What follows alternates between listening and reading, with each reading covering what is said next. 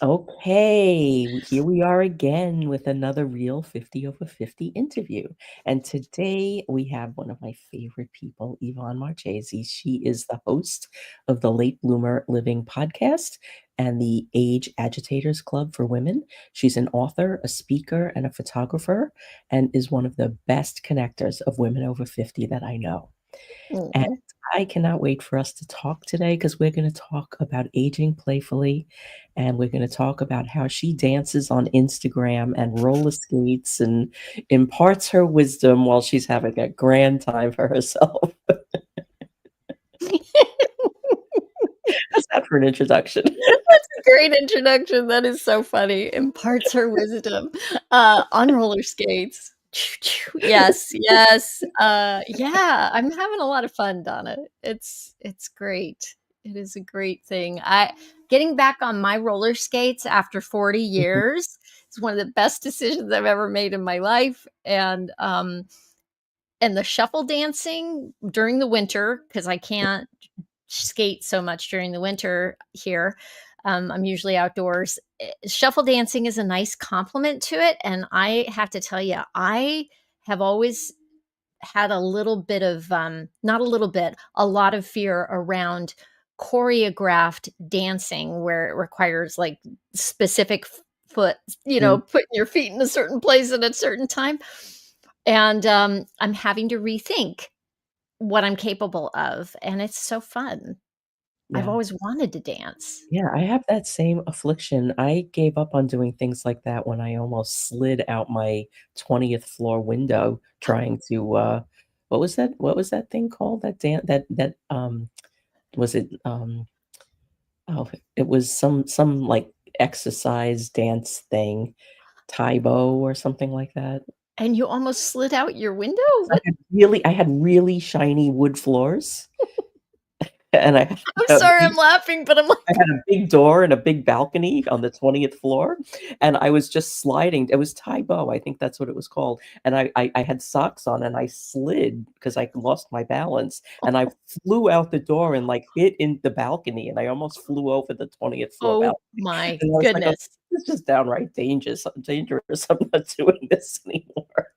Wow. Yeah. That'll yeah.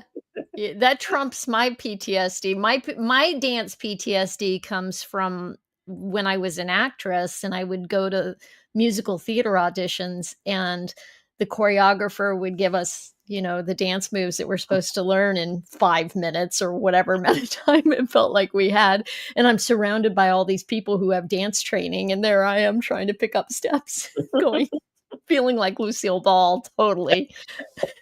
It's awful.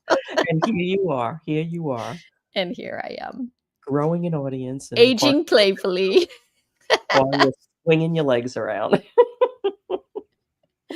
Exactly. It's just really about challenging the story that I've been telling myself for so many years, that I'm not a dancer or I can't dance.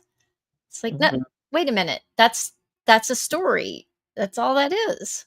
Yeah, And I've been telling myself long enough that I believe it. yeah. So, let's shake that up a little bit. Yeah, and between us, we have heard a lot of stories, and we've shared a lot of stories because 'cause you've done over 200 interviews. Um, Yeah. I've done I think you're interview 110, Wow. 109, Wow. and 16 panels, and the changes, I mean, like, I know for me, and I want you to share as well, like, how has all of these stories had, like, the impact that they've had on your life, on other lives? Just putting them out into the world kind of it changes the dynamic of what the story is. It does, doesn't it? Giving air to it gives it, there's something about telling your own story and then owning it, and when you own your own story, it it gives you breathing room around it, I think, you know? Um, Yeah. yeah, and interviewing all these women, man, I've learned so much, and I think one of the main things I've learned is that, I've had some impressive people on the podcast. I'm impressed by them. let me just say. I'm impressed by them, and when you look at what they've done and what they've accomplished, um, it can be easy to look at what they've done and go, "Oh, well, good for them. I could never do that."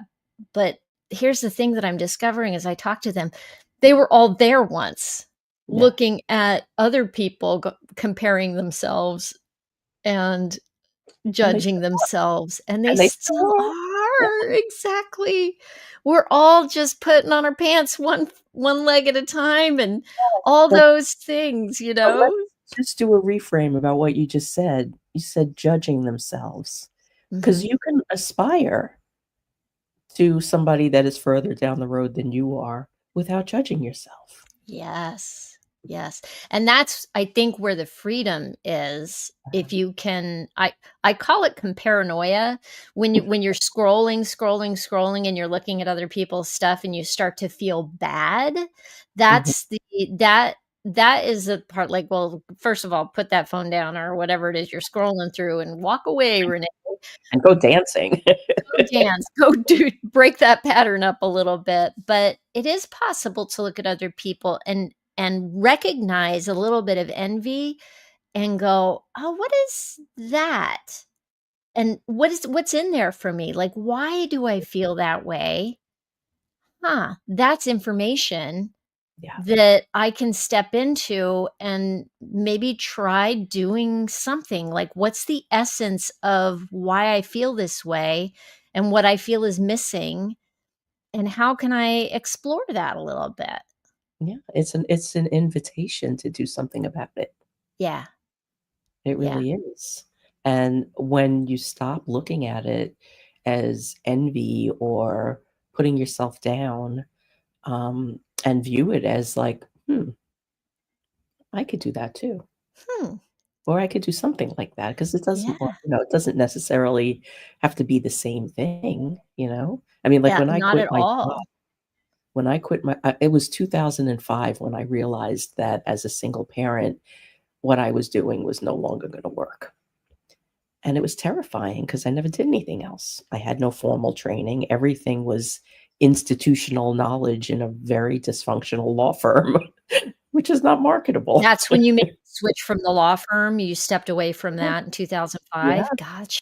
Well, it was Wow. 2006, but 2005, it really hit me that, my son was gonna go to school and I wasn't gonna know him. Mm. And I started to explore what else I could do, and I kept hitting walls, and it was really scary because, it was my son, it was my child, and he wasn't gonna have a family because I was locked in a law firm, 2 hours away, and it was, my options were limited, and I found a virtual assistant in Florida. And nobody knew what a virtual assistant was. I didn't know what a virtual assistant was. Yeah, not Did back some then. res Yeah, I researched it, and I was like, "Well, I provide services to a big company, and everything that I do, I have to justify my existence." At the time, I was working part-time, and I had to lie about it because nobody was working part-time. I was working virtually. Nobody was working virtually. So I had to lie about all of that, and I never felt Mhm. good about that. And then I was like, "There's gotta be small businesses that need what I do, and they'd be really happy to pay me to do this." So I just put her picture up in my office, at work, and at my home, and I just kept looking at it and going, "If she could do it, I could do it. If she could do it, I could do it." And I did it, and I eventually met her, and I hired her to be my PR coach. And after 2 sessions, she said to me, "You're my colleague. You have PR experience." I said, "No, I don't." She goes, "What do you do at that job?" And I had been doing PR work at that point for 7 years. Oh my I gosh, didn't that's realize it because crazy. I was the person that just fixed everything that didn't work. So I was a project manager that was passed between finance and marketing, and I just did whenever something didn't work, "Well, let's just give it to Donna." So I had all of this PR experience that I had no idea I had PR experience. That is amazing to me, and what is amazing to Mm. me is how really unremarkable that is, Yeah, how common yeah. that story is, not in the particulars, but in the idea that there you were doing something already, but because it didn't have a name and it didn't have the title and it didn't have any of the trappings of it, and it probably came easy-ish to you, I'm Mhm. gonna guess, and there you were doing it like it was nothing and not realizing that that was something you could do for real. Wow. Yeah, So many people fall into that trap, don't they? Don't we? well, it was, everything I do in my business. I mean, even social media, there was no social media back then, but I Mhm. was operating like there was. Like, I had connections everywhere. I knew everybody. I can get you into any restaurant. I can get you into any theater show. I had the Rolodex. And, I was doing everything. Plus, I implemented their, virtual training environment. I did all of these things that I have since brought into my business, and I realized what I was doing was I was doing organizational design, and they were Hmm. paying me a lot of money, but they should have been paying me twice what they were paying me. Mhm. 'Cause Yeah. I didn't realize what that was. I don't have a degree in organizational design, but I know how to fix things. Yeah. Wow. And yeah, and I didn't give myself credit for that at all, and I didn't recognize what I was doing. I just did what had to be done, and, I understand it now, but it took Yeah. years. It took years, and you're right. We all do this because, when, coming up in the working world when we did, um, there was a lot of change Do you think it's happening. women in particular who do this to Do, ourselves? I do, I Yeah. do, Yeah, I do and, too. but there was a lot of change going on, and, like, there were no defined roles or defined departments for all through the '90s for Mhm. the massive change that happened with the Internet, um, bringing that into workplaces. I mean, Mhm. even email, the changes that happened through email. Yeah. And, there was nothing defined. So it was usually a woman that stood up and was like, I can do this because she was in a room full of people that weren't doing anything. Crazy, crazy. Yeah. Yeah, ladies, Yeah. t So tap into notice what what. people are asking you to do. Notice notice the skills that you've got. Well, you know what I've Wow. learned, and I had to train myself to do this, is if I am called upon, whether by myself or somebody else, to do something that I naturally just roll right into, I stop. And I take a little inventory and I figure out, how do I know how to do this if I've never done this before? Mm, And what are the skills that I inherently have mhm. that that make this easy for me? Yeah. One of the first coaches that I ever worked with in my business, the biggest lesson that she taught me is the thing that you do most naturally is the thing that you should be paid the most money to do. Which is a hard concept to wrap your head around when you are pricing out your own services, Yeah, right? yeah. So hard to think It is. about that because It's it's so like, "But hard. that's easy. Can't everybody do that?" Well, usually no. No. Usually no. Yeah. And then looking what's adjacent to that, what do you just naturally roll into that isn't part of that, but it's just part of who you are. Yeah. Yeah. It's a great thing about getting older Yeah, is this is and I think midlife in particular, Donna, is such an opportunity to like reevaluate and kind of put the brakes on for a minute before you step into the latter part of your life yeah, and really rethink how you're looking at yourself. What do you want? How do you want to get there? What have right. you already done? And how can that be part of where you're going next without you feeling stuck? Mm, I think for me, part of where I'm at now is that through my 40s, I had this very stuck feeling. I felt like there was nowhere to go. I had a mindset of that I was getting older and that it was all downhill. And I didn't know that I was doing this to myself at the time, but looking back on it, now I know that that was a huge part of the trash talk in my head about myself, was that there was nowhere to go from here because it was too late. yeah. And that's also, an invitation to reevaluate, how you perceive failure, Mhm. because it's not failure. Absolutely. It's not failure. If something doesn't work, maybe it wasn't supposed to. Maybe it was just the thing that got you to the next thing, you know? Um, Absolutely. and that Everything I've done has led me right to where I am right now. yeah, I started off in theater as an actress, and when I quit, after I had kids, your aha moment was becoming a single mother, right? And mine was, oh, I have a couple of kids now, and I'm not even interested in doing theater anymore, which was a seismic shift for me because it was all I had ever wanted to do. So when I suddenly didn't want that anymore and quit, I didn't know who I was. So it took me 5 years to figure out that I was interested in being a photographer. That then became my next obsession, and then the podcasting came along, and the one thing that I can look at that ties all those things together is storytelling. I mhm, was storytelling on stage, I'm still storytelling with my camera, and I'm storytelling on my podcast, telling other people's stories, and mm, it all ties in. And I'm not a name actress. I'm not doing that anymore. So you can look at that as failure, or you can look at that as building up to where I am now, you know? what's your foundation?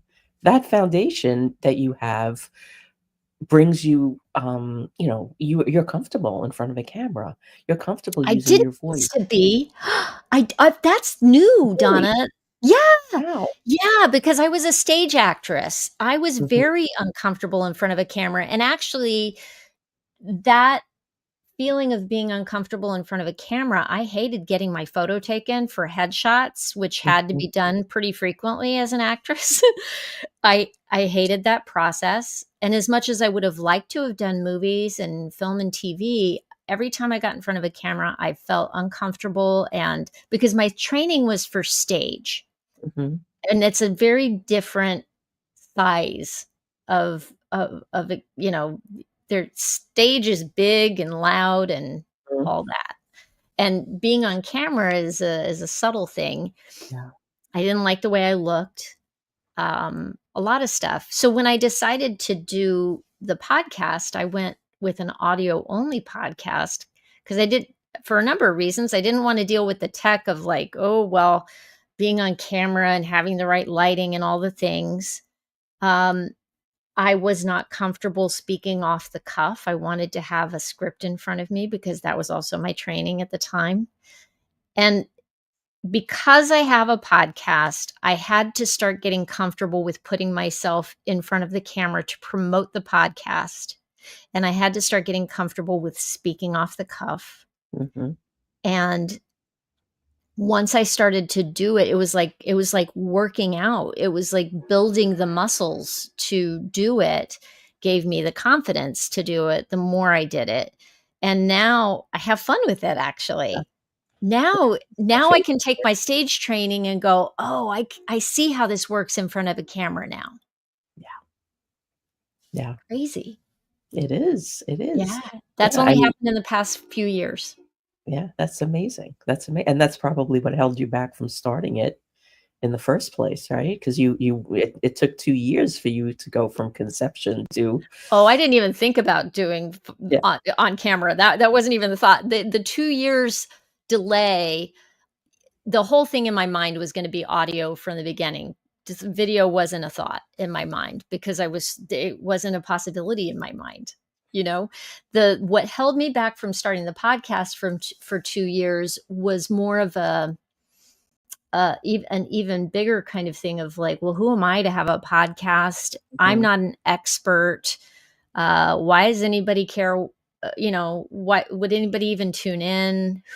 It was that who am I question, And there was something I read. It was actually Gary Vaynerchuk or Gary V. Was reading a book and he set me free on that when I realized that I didn't need to be an expert to do it. I could do it as a person on a journey and take the listener with me on the journey and not have to be dispensing advice from on high with all my mhm. wisdom.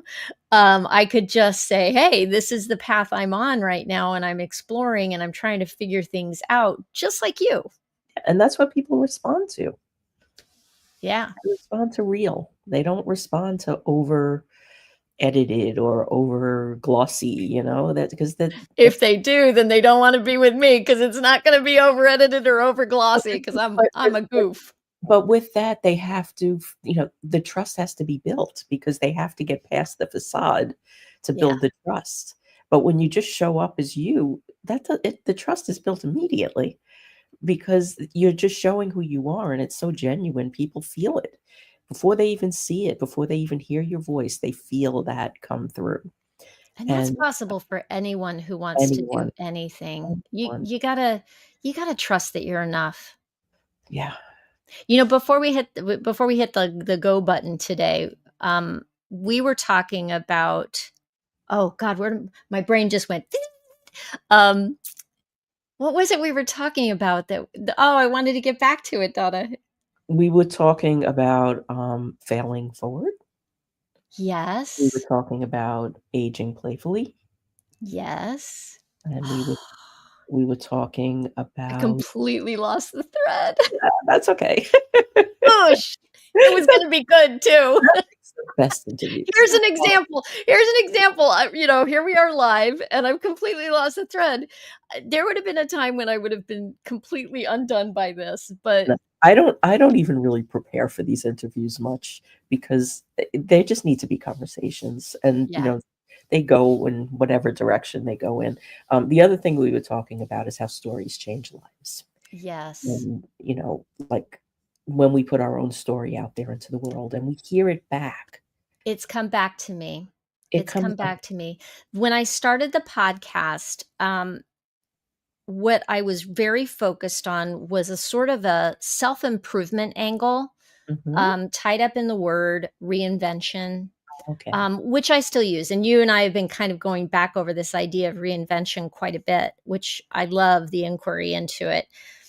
And what I realized after probably about a year of doing the podcast is that I still am really interested in the idea of reinvention, but more from the point of view of self acceptance instead of self improvement. Yes. I'm so done with trying to improve myself. Um, Nothing wrong with you. None of us. I None of I I I think we're all so obsessed with losing weight, getting better at things. For me, time management has always been like, I want to get better at managing my time. All the things. There's so many areas in my life I want to get better at. And what if I just was like, well, maybe I'll get better at that. But really, what I want is to do more of what lights me up Mhm. and be led by curiosity and um and a sense of playfulness even with my work. Mhm. Especially with my work, I want it to be a playful experience of as much as I can. I mean, not every minute of work is going to feel playful, of Mm, course, but how can I gamify the moments that don't feel playful? How mhm. can I flip that switch? How can I, if I'm feeling like I'm grinding away at something in the middle of the day, maybe it's time for a dance break. Yeah, Maybe it's time for a 15-minute cat nap. yeah, you yeah. know? I never napped even as a baby, I never napped, and, maybe 5 or 6 years ago, I started napping. I nap, like, every day now. The cat actually Yes. waits for me. She's like, "Meow, Donna." But you know what I think? I think when you are, like, in that moment of grind, for me anyway, for me, what I do is, like, I think about what I'm doing. I'm thinking of the first thing I ask myself, "Is this a real deadline or just did I just make this up and nobody Mm, cares but me?" mhm, That's the first question. And then the next question is, like, "Who is this for? How is this gonna help them? Is this worth my, you know, going through this uncomfortable period of doing something I don't really wanna do?" Um, because it's gonna make a difference for somebody else. And then I don't mind. mm. That's interesting. Yes. That's what keeps me going with the podcast, 'cause I'll say and you're doing these It interviews just takes one weekly. person to have an impact. Yeah. Yeah. You get feedback from one person who comes back to you and says, "I listened to that episode where you talked to so and so and fill in the blanks." Or I've had somebody come to me who is local to where I live, and I didn't even know she was listening to the podcast, and she came to me to do her photos because she decided to start a business. And she said it was because she'd been listening to the podcast, and had been thinking about it for a long time, and she finally was stepping into it. And just was like, "Oh my gosh, Yeah, and that's that your point. right there is everything." Yeah, You it know? It's the whole is. reason I started the podcast. That is exactly why, you It is. know? But, like, think about how many times you have been impacted by these stories. Oh my gosh. Every person every Every person. every person that's come on my podcast has impacted me. I know, I feel like I have an MBA in life. Yeah. It's so cool. I know. So Right before I sit down to do an interview, my process is like, I make sure I got all my stuff around me. I've got something to drink and the lighting's good and the landscapers aren't outside. I have my little checklist I go through. And then I think about what I'm gonna learn. Like, how am I mm, gonna be different after this exchange? I love Because that. I am every single time. Yeah. Mm, how lucky are we? Yeah. Sometimes I think about uh, okay, so let me go back to an old story because I know we're coming up on time, but I wanted to move to New York to be an actress from the time that I was about 6 or 7. And when I finally did move to New York City in my 20s and was living there, I occasionally would be walking down the street, and this happened I lived there for close to 10 years. And this feeling would come up again and again and again. And I would be hit with the fact that I live here. I do. I live here. And Mhm. it hits me like that with the podcast sometimes too. That wow, I'm coming up on 5 years. And it took me 2 years to get myself to do it. Mhm. And but but now it's been 5 years, Yeah. and my life has changed completely. It has completely changed my life Mhm. to do this. And does that mean I have thousands of downloads? Does that mean I make money? No. The No. podcast doesn't make money. No. But Yeah. but like you said, an MBA in life, what I'm learning from talking to people like you. Mhm. And what you just said, well, somebody in your town that you didn't even know was listening hired you to be a photographer, her photographer. Like, you can't buy advertising like that. No. No. You can't. I mean, now, I mean, almost every client I have comes from this, Wow.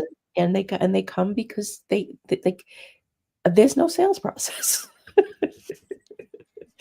They just go listen to an interview, and they know me, they know who I'm surrounded by, and, Mhm. I mean, and that's not why I'm doing this. No. What started it, and, there have been plenty of times where I thought, "Am I out of my mind? Like, why am I doing this? Like, nobody would do this to not get paid now except for you." But, we have to look at, like, what are the benefits? What are the intangible benefits Right. from, um, and it goes back to story. Yeah. You know, we share and we're vulnerable, and our guests are as well. And there's a magic that happens in every interview. And I don't know about you, but I haven't had a bad one. There's been Mm. something, some are better than others, but, Yeah, there's been something that came from every single conversation that was meaningful. absolutely. Absolutely.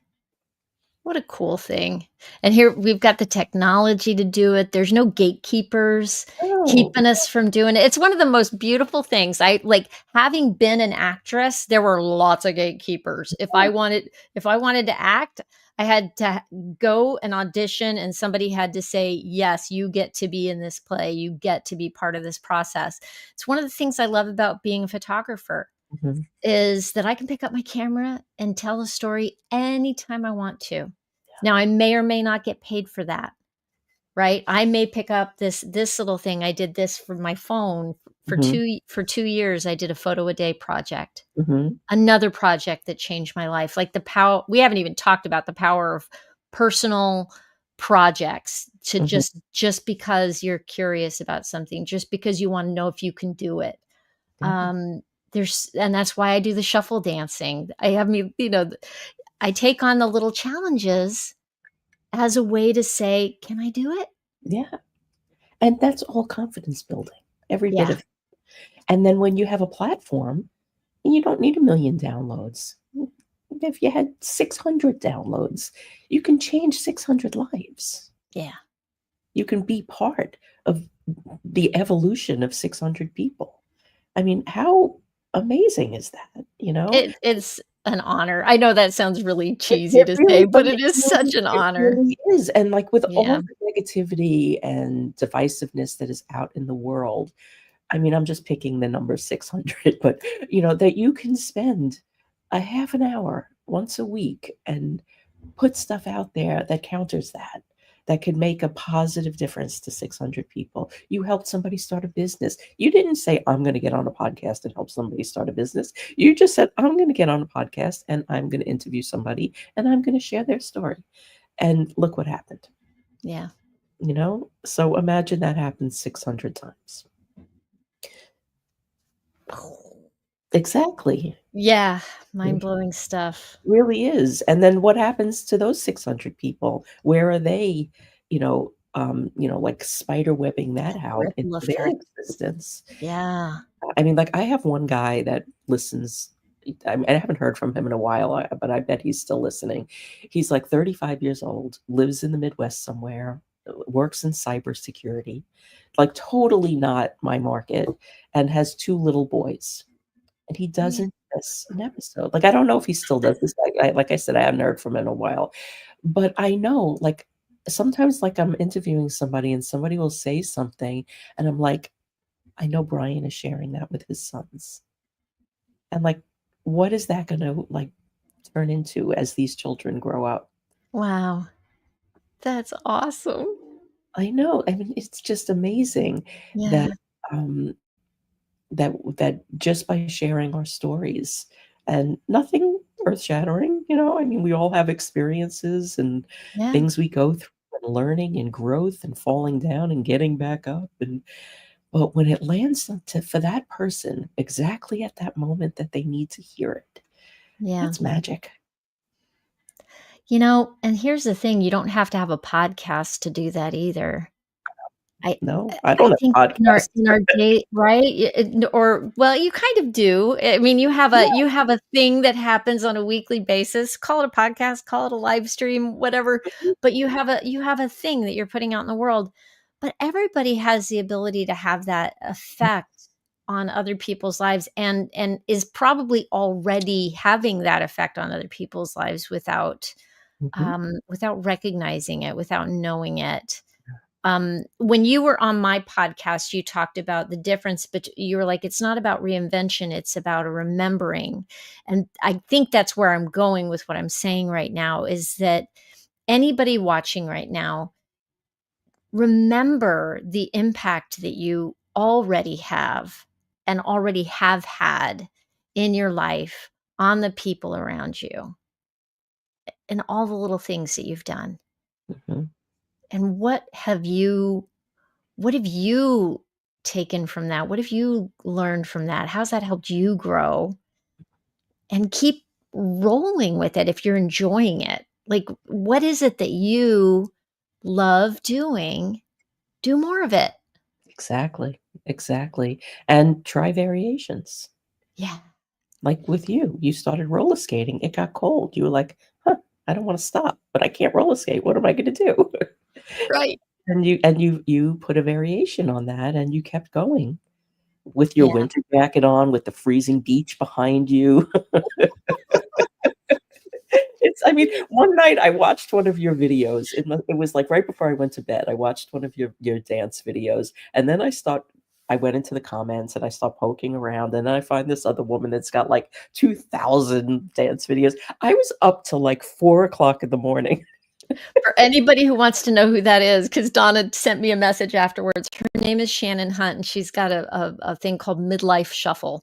Uh-huh. She's gonna be on the podcast next week. Oh, great. Yeah, That's yeah. amazing. I've That's been learning She's from got a her. big She audience. has amazing tutorials, Mhm. and they're geared just right because she's in my zone. She used Yeah. to not be a dancer. She was afraid to dance. She didn't dance at her own wedding.